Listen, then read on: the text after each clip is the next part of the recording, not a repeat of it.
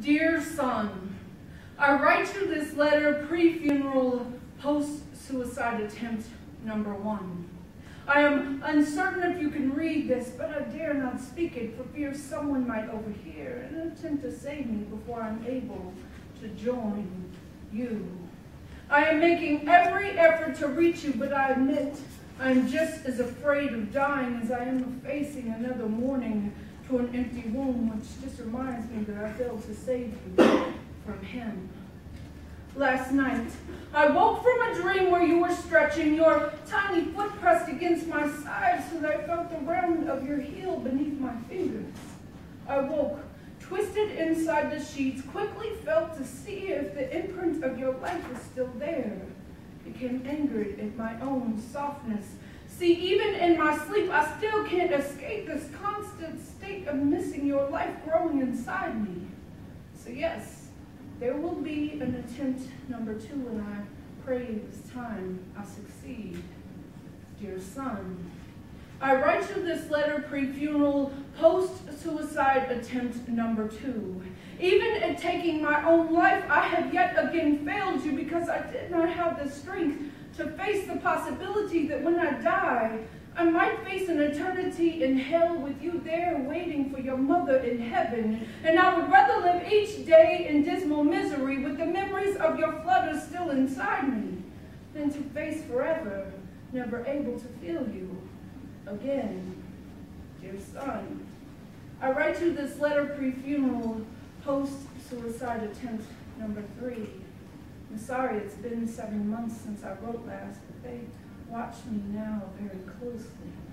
Sometimes I wake screaming after hearing you call out for me in a voice I now recognize in frequent nightmares as yours. I search all over but can never find you. Even when I'm awake, I still can't reach you. Some nightmares never end.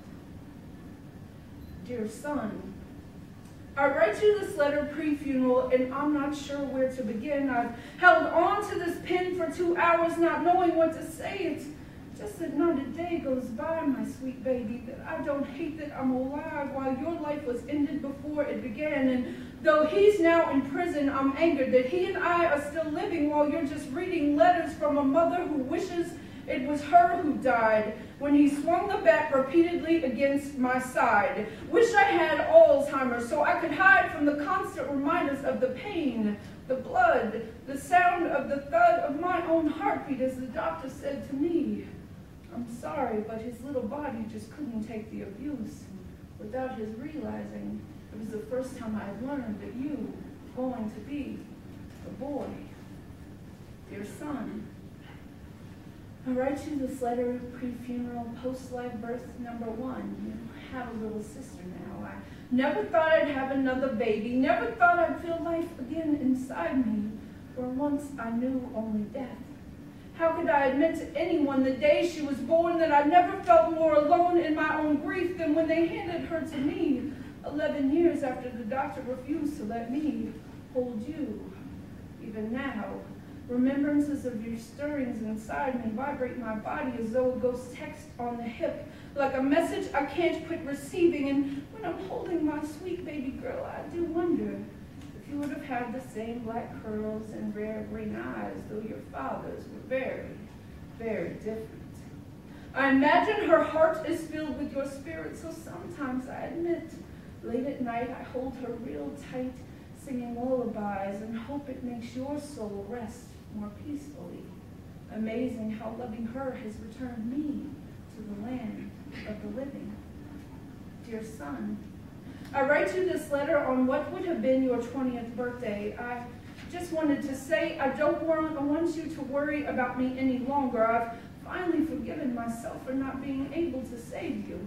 And I thank God you saved me from myself. Your sister's love has made me grow so much stronger. So sometimes when I see a tall, light-skinned black man, I do imagine you might have looked like him. So today, I hugged my nephew who would have been only 2 years younger than you, closed my eyes and hoped you felt the love and warmth in that embrace too. I told him, hug me one time, pre-funeral, post-loss, post-little sister, still very much alive. Let me know what my adult son's arms might have felt like around my shoulders. Hug me one time and assure my son that though we're apart, no one has ever taken his place in my heart. Hug me, please, just one time, and for a moment I'll pretend that he's alive in the eyes of every young man who is still breathing. And let me show my son that my heart is still beating as well. Dear son, if you have been reading these letters throughout the years, please don't misjudge all the agony I've expressed or all the tears I've shed. You are still the very best dream I've ever known, and though I was unable to save you, I have never once regretted the feel of your stiff little heel in my side, and you will never truly die as long as I continue to live. Signed, your mother.